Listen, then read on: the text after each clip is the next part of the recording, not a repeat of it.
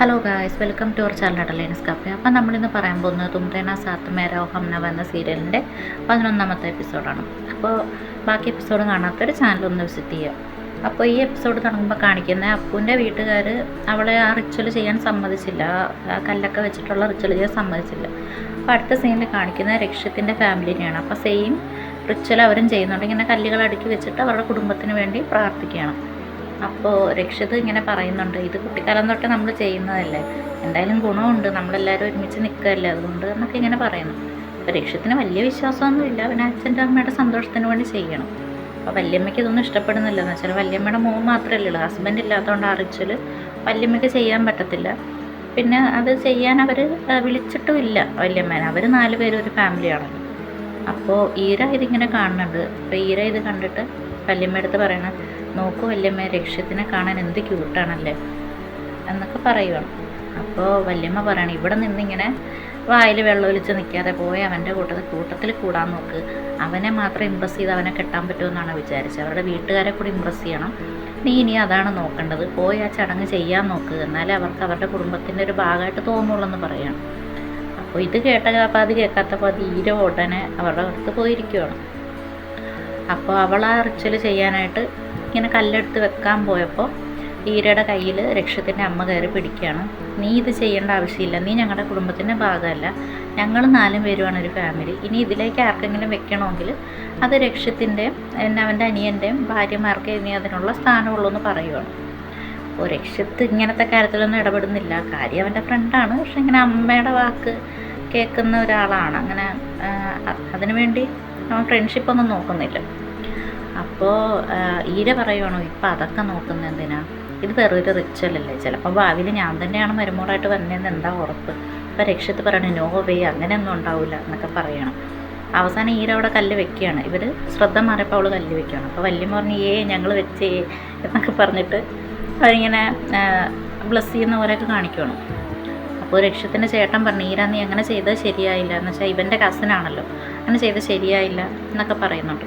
അത് കഴിഞ്ഞ് അപരാജിതനെ കാണിക്കുന്ന ആളാകെ ഡൗണാണ്. എന്ന് വെച്ചാൽ വീട്ടുകാർ പോലും അവളെ ഒരു ചെറിയ ചടങ്ങ് ചെയ്യാൻ പോലും അവളെ സമ്മതിക്കുന്നില്ല, ഔട്ട്സൈഡറായിട്ട് കാണുന്നു എന്നൊക്കെ ഓർത്ത് അവളെ വിഷമിച്ചിരിക്കുമ്പോഴാണ് ഈ രക്ഷിത്തും ഫാമിലിയും ഒക്കെ ആ കൂട്ടിവെച്ച കല്ലിൽ അതിങ്ങനെ ഇളകിപ്പോയി. ഈര കല്ല് വെച്ചപ്പോഴേ അത് ഇളകിപ്പോയായിരുന്നു, പക്ഷെ ഇവരാരും ശ്രദ്ധിച്ചില്ല. അപ്പോൾ അവളിങ്ങനെ പറയുകയാണ് മനസ്സിൽ, എൻ്റെ വീട്ടുകാർക്ക് ചെയ്യാൻ പറ്റിയില്ല, എനിക്ക് ഒറ്റയ്ക്ക് ചെയ്യാമല്ലോ എന്ന് പറഞ്ഞിട്ട് അവളത് ആ കൂട്ടിവെച്ച കല്ലിൻ്റെ മേളിൽ ബാക്കി ഇവിടെ എടുത്ത് വെക്കുകയാണ്. എന്ന് വെച്ചാൽ രക്ഷത്ത് വെച്ചതിൻ്റെ മേലാണ് ഈര വെച്ചത്, ആ കല്ലുകൾ തൊട്ടാണ് താഴെ പോയത്, അപ്പം ബാക്കിയെല്ലാം അവിടെ ഉണ്ട്. അപ്പോൾ ഇവളത് പൂർത്തിയാക്കുവാണ്. അപ്പോൾ രക്ഷത്ത് പറയുന്നുണ്ട്, പറയാൻ പറ്റത്തില്ല, പൂജാരി പറഞ്ഞ പോലെ ഞാൻ കെട്ടാൻ പോണ വേണ്ടി ഈ ഭാഗത്ത് വല്ലതും ഉണ്ടെങ്കിൽ ബാക്കി അവൾ വെക്കട്ടെ എന്നൊക്കെ പറഞ്ഞിട്ടാണ് അവനവിടെ ഇരുന്നതൊക്കെ ഇങ്ങനെ കാണിക്കുന്നുണ്ട്. അപ്പോൾ അപരാജിത പറയാണ്, ഒരു ഫാമിലിയും അവിടുത്തെ സ്ത്രീകളില്ലാതെ പൂർണ്ണമാകത്തില്ല, അവിടുത്തെ പെൺമക്കളില്ലാതെ പൂർണ്ണമാകത്തില്ല, പക്ഷെ എൻ്റെ വീട്ടുകാരത് മനസ്സിലാക്കുന്നില്ല, എന്നാലും അവരെയും കൂടെ നോക്കിയിട്ട് ഞാൻ ഈ ചടങ്ങ് പൂർത്തിയാക്കുവാണ് എന്ന് പറഞ്ഞ് ദേവിനെ പ്രാർത്ഥിച്ചിട്ട് അത് വെക്കുകയാണ്. അപ്പോൾ രക്ഷത്തിൻ്റെ അമ്മ പറഞ്ഞത് ഇങ്ങനെ കാണിക്കുകയാണ്, ഇനി എൻ്റെ മരുമക്കൾക്ക് ഇത് വെക്കാൻ സ്ഥാനമുള്ളത്. ഇനി കാണിക്കുന്നത് ആ റിച്വൽ ചെയ്യാനുള്ള സ്റ്റാർട്ടിങ് ഒക്കെയാണ്. ഇതാണ് നർമ്മദാദേവിയുടെ അമ്പലം. അപ്പോൾ ഇതിലൊരു ബണ്ടിൽ കാണിക്കും, ഇങ്ങനെ ഒരു ബണ്ടിലുണ്ട്. ഈ ബണ്ടിൽ ഇവർ വീട്ടിൽ നിന്ന് കൊണ്ടുവന്ന സാരി ഇങ്ങനെ ചുറ്റും. അത് ചുറ്റിക്കഴിഞ്ഞിട്ട് ഇതിൻ്റെ അക്കരെ ഉണ്ടല്ലോ, എന്ന് വെച്ചാൽ ഒരു പുഴയുടെ തീരത്താണല്ലോ ഈ അമ്പലം, നർമ്മദാ നദിയുടെ തീരത്താണ് അമ്പലം. ആ നദിയുടെ അപ്പുറത്തെ കരയിൽ ബോട്ടിൽ പോകണം, എന്നിട്ട് ഈ സാരിയുടെ ഒരറ്റത്ത് പിടിച്ചിട്ട് പോകണം, ബാക്കി ഇതിങ്ങനെ കറങ്ങിക്കൊണ്ടേ ഇരിക്കും ഇതിൽ. അതിൻ്റെ അറ്റം അവിടെ എത്തുമ്പോൾ നമ്മുടെ ആഗ്രഹം നടക്കും, നമ്മുടെ പ്രാർത്ഥന സഫലമായി, അങ്ങനെയൊക്കെയാണ് ഇവർ വിചാരിക്കുന്നത്. അപ്പോൾ ആ റിച്വൽ ചെയ്യാനായിട്ടാണ് 2 ടീമും വന്നിരിക്കുന്നത്. അപ്പോൾ 2 പേരും ഒരുമിച്ച് സ്റ്റാർട്ട് ചെയ്യുന്നുണ്ട്. അപ്പോൾ അപ്പുവിൻ്റെ അമ്മ പറയാണ്, പോയി ബോട്ട് വിളിച്ചിട്ട് വാ, ആരെങ്കിലും ബോട്ട് വിളിച്ചിട്ട് വരാൻ പറയണം. അപ്പോൾ അപരാജിത പറയണം, എന്നാൽ ഒരു കാര്യം ചെയ്യാൻ, ഞാൻ വിളിച്ചിട്ട് വരാം, ബോട്ട് വിളിച്ചിട്ട് വന്നാലേ ഈ റിച്വൽ ചെയ്യാനായിട്ട് ഈ സാരി പിടിക്കാനായിട്ട് ഇത് വേണം. അപ്പോൾ ഇന്നത്തെ ദിവസം ഒത്തിരി നല്ല മുഹൂർത്തം ആയതുകൊണ്ട് കുറേ പേര് റിച്വൽ ചെയ്യാൻ വന്നിട്ടുണ്ട്. അപ്പോൾ ബോട്ടൊക്കെ കിട്ടാൻ ചാൻസ് കുറവാണ്, അതുകൊണ്ട് നേരത്തെ പോയി ബോട്ട് വിളിച്ചിട്ട് വരാൻ അപരാജിതയോട് പറയുന്നു. അപ്പോൾ അപരാജിതയ്ക്ക് ഒരു മടിയാണ് അത് പറഞ്ഞപ്പോൾ അവൾക്കൊരു ടെൻഷനാണെന്ന് വെച്ചാൽ അവളുടെ അധികം കാശില്ല. അപ്പോൾ അവൾ ഓർത്ത് കയ്യിലുള്ള കാശിനെ വിളിക്കാൻ പറ്റുന്ന ബോട്ട് വിളിക്കാം എന്ന് പറഞ്ഞിട്ട് പോവുകയാണ്. അടുത്ത സീനിൽ കാണിക്കുന്ന രക്ഷത്തിൻ്റെ അടുത്തുള്ള പൂജാരിനെയാണ്. അപ്പോൾ പുള്ളി പറഞ്ഞ് അരമണിക്കൂർ കൂടിയേ ഉള്ളൂ കേട്ടോ മുഹൂർത്തം, ഇന്ന് ഒത്തിരി പേരുള്ളതുകൊണ്ടാണ് ഇത്ര ലേറ്റ് ആയത്, അല്ലെങ്കിൽ ഇത്ര ലേറ്റ് ആകാറില്ല. അപ്പം നിങ്ങൾ വേഗം പോയിട്ട് ബോട്ട് വിളിച്ചുകൊണ്ട് വന്നാൽ നമുക്ക് ബാക്കി റിച്വൽ അത് കഴിഞ്ഞിട്ട് ചെയ്യാം എന്ന് പറയുവാണ്. അപ്പോൾ അമ്മ പറയുവാണ് എന്നാൽ പോയിട്ട് പോയി, ഇവിടുത്തെ കാര്യം ഇവർ നോക്കിക്കോളും. അപ്പോൾ ഈര പറയുവാണ് നീ പോകേണ്ട രക്ഷത്ത് നമുക്ക് രണ്ടുപേർക്കും കൂടെ ആ പണ്ടിലിങ്ങനെ കറക്കാനായിട്ട് ഒരാളവിടെ നിൽക്കണം, നമുക്കത് ചെയ്യാമെന്ന് പറയുവാണ്. അപ്പോൾ വല്യമ്മ പറഞ്ഞു അത് മതി, ഇവർ രണ്ടുപേരും കൂടെ ചെയ്താൽ മതി എന്ന് പറഞ്ഞു. അപ്പോൾ രക്ഷത്തിൻ്റെ അമ്മ പറഞ്ഞ് വേണ്ട, ഇരയും രക്ഷത്തിൻ്റെ അനിയനും കൂടെ നിന്നാൽ മതി അതിന്. രക്ഷത്തപ്പോൾ ബോട്ട് വിളിക്കാൻ പോയപ്പോൾ അപരാജിതയും അതേ ബോട്ട് തന്നെ വിളിക്കുകയാണ്. ആകെ ഒരു ബോട്ടേ ഉള്ളൂ അവിടെ, രണ്ടുപേരും കൂടെ അത് തന്നെ വിളിക്കുന്നു. അപ്പോൾ രക്ഷത്ത് പറയണം നീ എന്നെ ഫോളോ ചെയ്യുന്നില്ലെന്ന് പറഞ്ഞ് ആരെങ്കിലും വിശ്വസിക്കുമോ എന്നൊക്കെ പറയണം. അപ്പോൾ രക്ഷത്ത് അപരാജിത പറയണം എനിക്കും ഈ ബോട്ടിൻ്റെ ആവശ്യമുണ്ട്, ഞാനും ഇതേ ചടങ്ങ് തന്നെ ചെയ്യാൻ വന്നത്, അപ്പോൾ എനിക്ക് ആവശ്യം ഉണ്ടാവില്ല, അപ്പോൾ അതിന് തന്നെ ഫോളോ ചെയ്യണമെന്ന് പറയണതിൽ അർത്ഥമില്ല, എന്തായാലും ഞാനാണ് ആദ്യം വന്നത്, ഞാനാണ് ഈ ബോട്ട് വിളിക്കാൻ പോകണമെന്ന് പറയും. അപ്പോൾ രക്ഷത്ത് പറഞ്ഞില്ല ഞാനാണ് വന്നത്, അതുകൊണ്ട് ഞാനേ വിളിക്കൂ എന്ന് പറയുകയാണ്. ആകെ ഒരു ബോട്ടേ ഉള്ളൂ. അപ്പോൾ ബോട്ടുകാരൻ പറയണം നിങ്ങളൊരു തീരുമാനത്തിലെത്ത്, മുഹൂർത്തം കഴിയാറായി, പിന്നെ കഴിഞ്ഞിട്ട് നിങ്ങളിവിടെ നിന്നിട്ട് കാര്യമൊന്നുമില്ല, എന്താണെന്ന് വെച്ചാൽ തീരുമാനിക്കാൻ പറയുക. അപ്പോൾ അപരാജിത പറയണം കഴിഞ്ഞ പ്രാവശ്യം നിങ്ങൾ ജയിച്ചു എന്നും പറഞ്ഞ് ഇപ്രാവശ്യം നിങ്ങൾ ജയിക്കുമെന്ന് വിചാരിക്കേണ്ട, ഇത് ചില കാര്യങ്ങൾ കാശ് കൊണ്ട് നേടാൻ പറ്റത്തില്ല, അതിന് ദൈവാധീനം കൂടെ വേണം എന്ന് പറയുകയാണ്. അപ്പോൾ ആ ബോട്ടിലുള്ള ആൾ പറയുകയാണ് വേഗം ആദ്യം ആരാണ് അവൻ അവർക്ക് എടുത്തുകൊണ്ട് പോകാം, അല്ലെങ്കിൽ പിന്നെ സമയം പോകും, നിങ്ങളടുത്ത മുഹൂർത്തം വരെ നോക്കേണ്ടി വരും എന്ന് പറഞ്ഞപ്പോൾ ഇവരിങ്ങനെ മത്സരത്തിന് ഓടണ പോലെ രണ്ടുപേരും കൂടെ പടിക്കെട്ടിറങ്ങി ഓടുവാണ് ബോട്ട് പിടിക്കാനായിട്ട്. അപ്പം ആ ഇറങ്ങണ സ്പീഡിൽ രക്ഷത്ത് ഇങ്ങനെ പടിയിൽ കാല് തെറ്റി ഇങ്ങനെ വീഴാൻ പോവുകയാണ്. അപ്പോൾ അപരാജിത വേഗം പിടിക്കുകയാണ് കയ്യിൽ. അപ്പോൾ രക്ഷത്ത് ഇങ്ങനെ പെട്ടെന്ന് സ്റ്റക്കായി നിൽക്കുകയാണ്. അപ്പോൾ അപരാജിത ഈ സമയത്ത് ഇവൻ്റെ ശ്രദ്ധ മാറിയിരിക്കുകയല്ലേ, എന്നാൽ അപ്പുറത്തുകൂടെ വേഗം ഓടിപ്പോകാം എന്ന് പറയണം. അപ്പോൾ ഈ മണ്ടനാണെങ്കിൽ താങ്ക് യു വെൽക്കം ഒക്കെ പറയാനായിട്ട് അവിടെ നിൽക്കും, പറഞ്ഞ് thank you for save me എന്നൊക്കെ പറഞ്ഞിട്ട് അങ്ങനെ നിൽക്കുകയാണ്. അപ്പോൾ അപരാജിത വേഗം അവൻ്റെ കൈ ഇട്ടിട്ട് അപ്പുറത്തുകൂടെ എന്നുവെച്ചാൽ ഒരു പോസ്റ്റ് കണ്ടോ അതിൻ്റെ അപ്പുറത്തുകൂടെ അവിടെ വേഗം ഓടുകയാണ്. രക്ഷത്തിന് അവളെക്കാട്ടി കുറച്ച് ബോഡി ഉള്ളതുകൊണ്ട് അവിടെ ഒപ്പം ഓടിയെത്താൻ പറ്റണില്ല, ഇവളിങ്ങനെ പറന്ന് ഓടുകയാണ്. എന്നിട്ട് ആ വള്ളക്കാരനോട് പറയുകയാണ് ഞാൻ വരാം, ഞാനാണ് ആദ്യം വന്നത്, ഞാൻ വരുമെന്ന് പറഞ്ഞു. അപ്പോൾ രക്ഷത്ത് പറഞ്ഞില്ല, ഇവളെപ്പോഴും ചീറ്റ് ചെയ്താണ് എല്ലാ കാര്യവും നേടണം, ഞാനാണ് ആദ്യം വന്നതെന്ന് പറഞ്ഞു. അപ്പോൾ വള്ളക്കാരൻ പറയും നിങ്ങളൊരു തീരുമാനത്തിലെത്തും, ഞങ്ങൾക്ക് പോയിട്ട് വേറെ പണിയുണ്ട് എന്നൊക്കെ പറയുകയാണ്. അപ്പോൾ അപരാജിത പറയണം അന്നത്തെ പോലെ ആ പാവക്കൂട്ടുകാരനെ നിങ്ങൾ കാശ് കൊണ്ട് സ്വാധീനിച്ച്, ഇയാളങ്ങനെ സ്വാധീനിക്കാൻ പറ്റുമെന്നാണ് വിചാരിക്കണം. ഇത് നർമ്മദാദേവിയുടെ സ്ഥലമാണ്, ഇവിടുത്തെ ജോലിക്കാരാണ് ഇവിടെ ഉള്ളവരെല്ലാവരും, ഇവരെ കാശ് കൊണ്ട് വിലയ്ക്ക് വാങ്ങാൻ പറ്റത്തില്ല, ഇവർ ഭക്തിയുടെ കീഴിൽ നിൽക്കണ ആളാന്നൊക്കെ പറഞ്ഞ് വലിയ തള്ളുതള്ളുമാണ് അവിടെ നിന്ന്. നിങ്ങളിപ്പോൾ എന്താ ചെയ്യാൻ പോണേ, 4 ഇരട്ടി കാശ് കൊടുത്ത് ഇയാളെ വാങ്ങാൻ പോകുമെന്നാണ് വിചാരിക്കണം, അതൊന്നും നടക്കില്ല, ഇവരൊക്കെ ഭയങ്കര ആത്മാർത്ഥതയോടെ ജോലി ചെയ്യണവരെന്ന് പറഞ്ഞപ്പോൾ ആ വോട്ടുകാരൻ പറയാണ് അതെ 4 ഇരട്ടി കാശ് തന്നാൽ ചിലപ്പോൾ ഞാൻ പോയെന്നിരിക്കും കേട്ടോ, അതിൽ നമുക്ക് ഭക്തിയും കാര്യങ്ങളൊക്കെ വേറെ, കാശ് വേറെ എന്ന് പറയണം.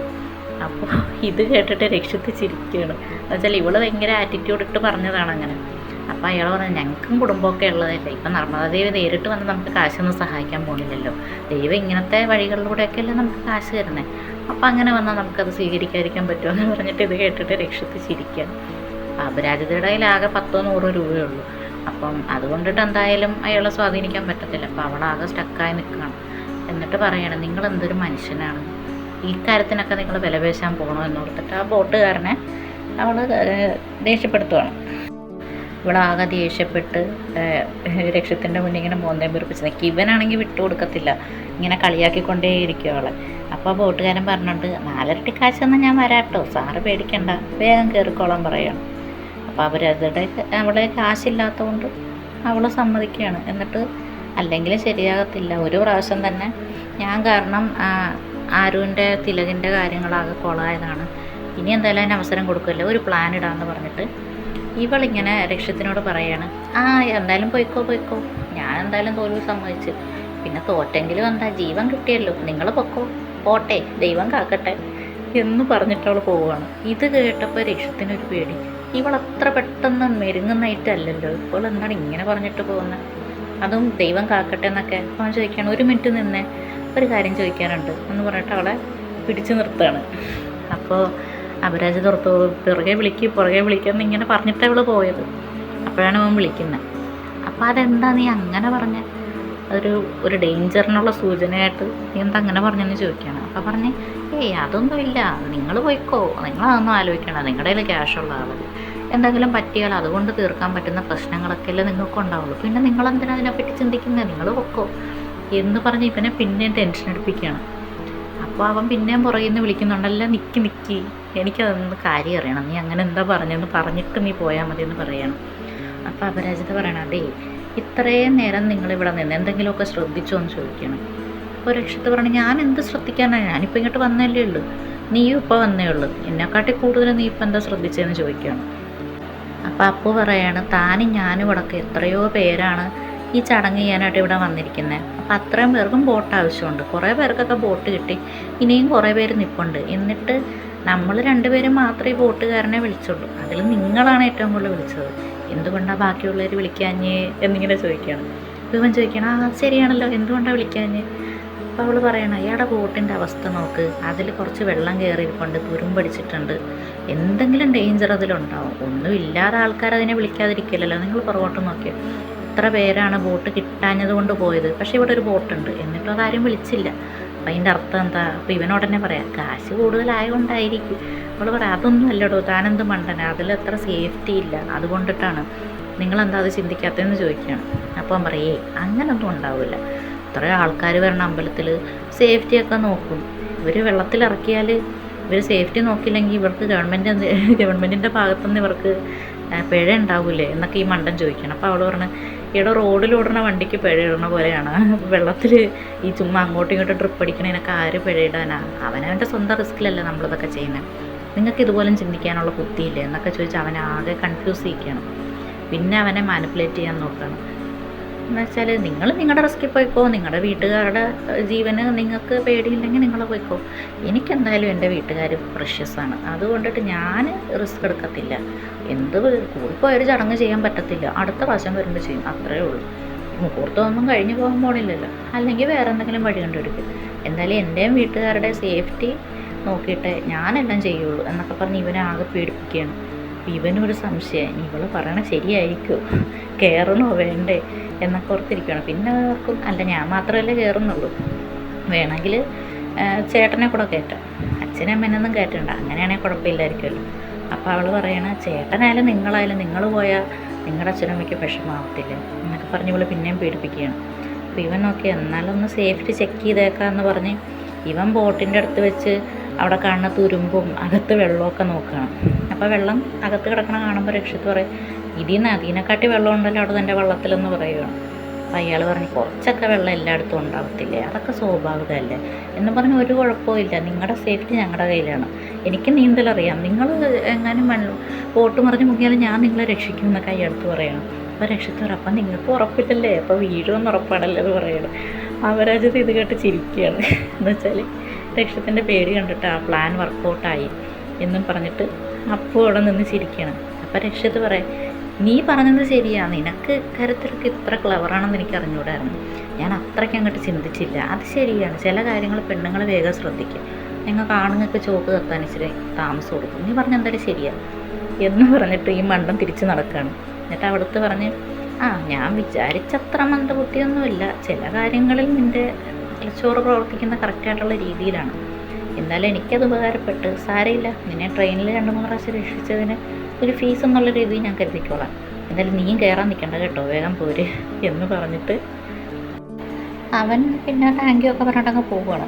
ഇവള് പ്ലാൻ സക്സസ് ആയ രീതിയിൽ ഭയങ്കര അഭിമാനത്തിൽ ചിരിച്ചൊക്കെ നിൽക്കുകയാണ്. എന്നിട്ട് ആ ബോട്ടുകാരനോട് ചോദിക്കുകയാണ്, എടോ ഇപ്പം എങ്ങനെ ഇരിക്കണ്, താൻ വെറും ഒരു 100-500 രൂപയ്ക്ക് വേണ്ടിയിട്ട് നർമ്മദാദേവിൻ്റെ ശക്തി വരെ നിങ്ങൾ പരീക്ഷിച്ചില്ലേ, ഇപ്പം എങ്ങനെ ഇരിക്കണം, കാശ് തരാമെന്ന് പറഞ്ഞ ആളെവിടെ എന്നൊക്കെ പറഞ്ഞാൽ ബോട്ടുകാരനോട് വഴക്കിടുകയാണ്.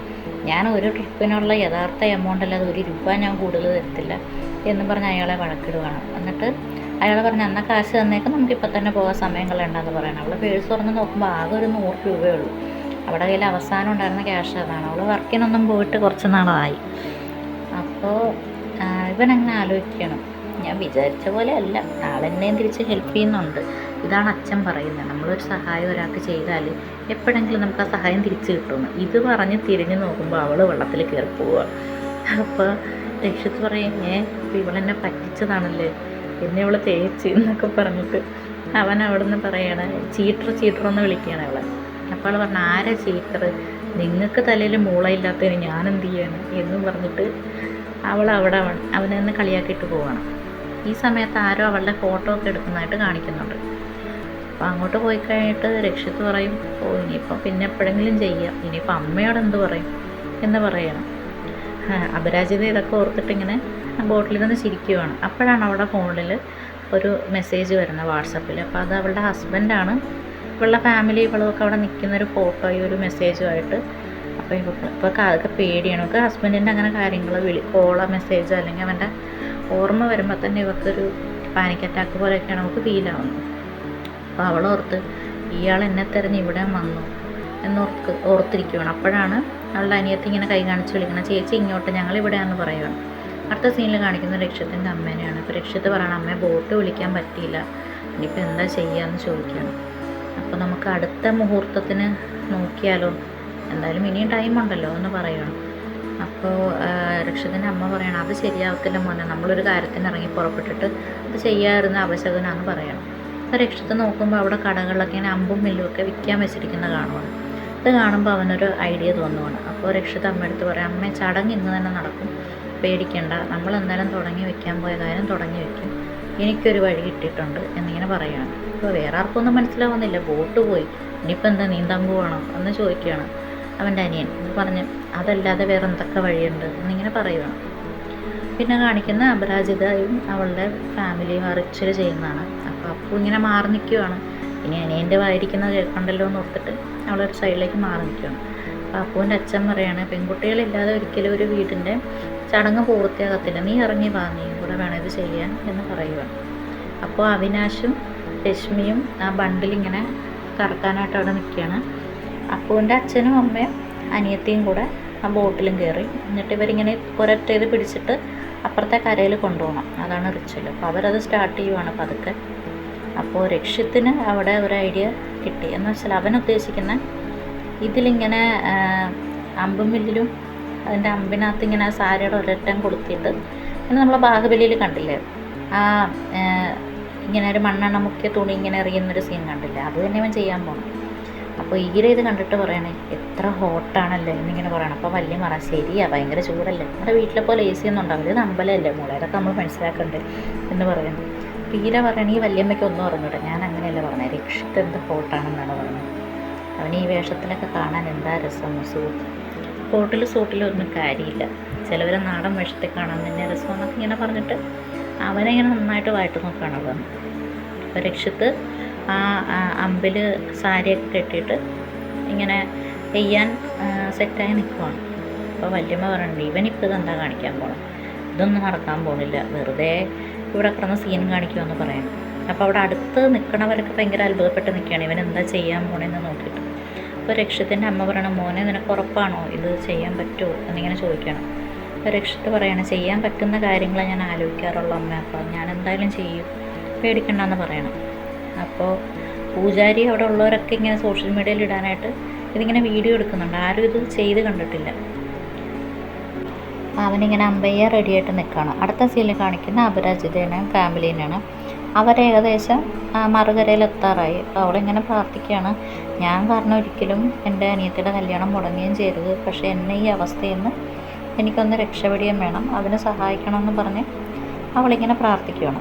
ഈ സമയത്ത് രക്ഷിത്തിങ്ങനെ അമ്പ് വിടുവാണ്. അപ്പോൾ അപരാജിതയും ഫാമിലി റിച്വൽ പൂർത്തിയാക്കി അപ്പുറത്തെ കരയിലെത്തിയിട്ട് അവർ പ്രാർത്ഥിക്കുകയാണ്. അപ്പോൾ ഈ സാരി ഇങ്ങനെ പറന്ന് വരുന്നുണ്ട്, മറ്റേ ആകാശത്തൂടെ ഇങ്ങനെ പറന്ന് വരികയാണ് ആ അമ്പിൻ്റെ ഇതിൽ. അപ്പോൾ ഇവർ നോക്കുമ്പോൾ ആകാശത്തൂടെ എന്തോ ഒരു സാധനം വരുന്നു. അപ്പോൾ അപ്പുവിൻ്റെ അനിയത്തി ആരു ഇങ്ങനെ പറയുന്നുണ്ട്, ചേച്ചി ആ മേലേക്ക് നോക്കിയേ, ഇതേ എന്തോ വരുന്നു എന്നിങ്ങനെ അവൾ പറയുവാണ്. ആ സാരി ഇവരുടെ അടുത്തേക്കാണെന്ന് വെച്ചാൽ അപ്പുവിൻ്റെ നേരേക്കാണ് വരുന്നത്. അപ്പോൾ അപ്പുവിൻ്റെ അച്ഛൻ പറയുന്നുണ്ട്, ആരോ ഈ റിച്വൽ ചെയ്തതാണ്, പക്ഷേ അതിങ്ങനെ ചെയ്യുന്ന ആദ്യമായിട്ടാണ് കാണുന്നതെന്ന് പറയണം. അപ്പോൾ ആ അമ്പ് കറക്റ്റ് അപരാജിതയുടെ ബാക്കിൽ ഉള്ള ഭാഗത്ത് വന്നിങ്ങനെ തറയ്ക്കുകയാണ്. എന്നിട്ട് ആ സാരി ഇങ്ങനെ അപരാജിതയുടെ തലയിൽ വീഴുകയാണ്. ഇവിടം കൊണ്ട് നമ്മുടെ 11ാമത്തെ എപ്പിസോഡ് തീരുകയാണ്. അപ്പോൾ ബാക്കി എപ്പിസോഡുകൾ കാണാനായി ചാനലൊന്ന് ഫോളോ ചെയ്യുക, സബ്സ്ക്രൈബ് ചെയ്യുക. Thank you.